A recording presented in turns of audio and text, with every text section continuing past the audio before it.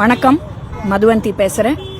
இங்க இந்த போராளிகள் அப்படின்னு தான் அவங்கள சொல்லணும்.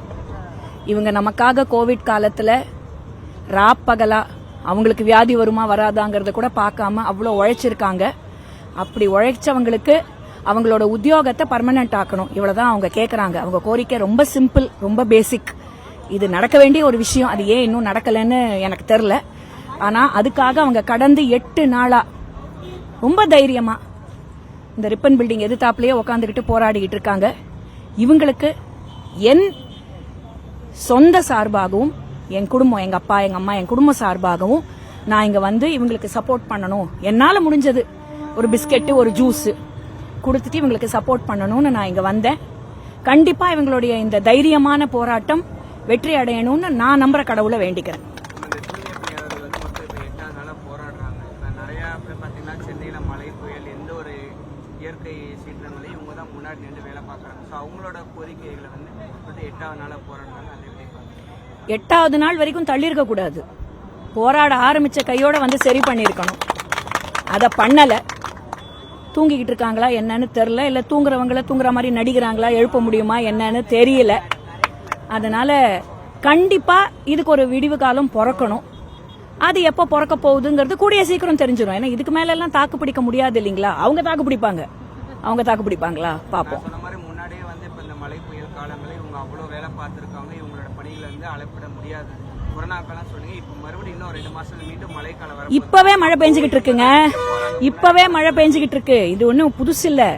மழை காலமா இருக்கட்டும், புயல் காலமா இருக்கட்டும், ஏன் ரொம்ப வெப்பமா இருக்கிற காலமா இருக்கட்டும், எல்லா காலங்கள்லயும் இவங்க இல்லைன்னா நம்ம கிடையாது. இது சாதாரண வேலை கிடையாது. நம்ம இறங்கி கழுவிடுவோமா? நம்ம இறங்க முடியுமா? நம்மளால கழுவ முடியுமா? ஒரு சாக்கடையை நம்ம வீட்டில் இருக்கிற பாத்ரூமை கழுவுறதுக்கே இப்படி மூக்க பிடிச்சுப்போம். அவங்க எதை பத்தியும் யோசிக்காம இறங்கி அந்த வேலையை செய்யறாங்க. ஏன்னா அந்த தொழில் தர்மம் அவங்களுக்கு அது ரொம்ப முக்கியம்.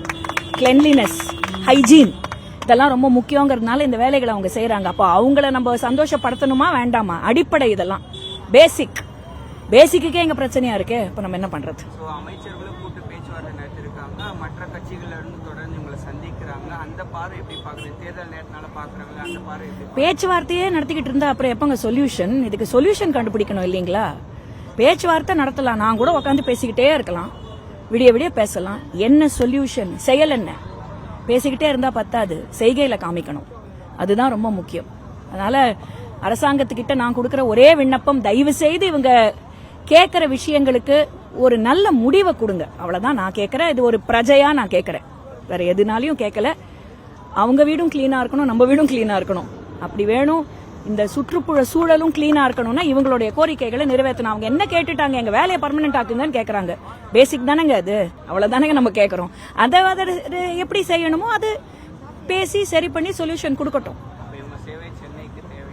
இவங்க சேவை சென்னைக்கு மட்டும் இல்ல, தமிழ்நாட்டுக்கு தேவை.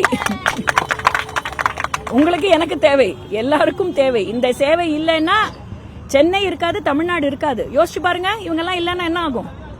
அத மனசுல எல்லாரும் வச்சுக்கணும்.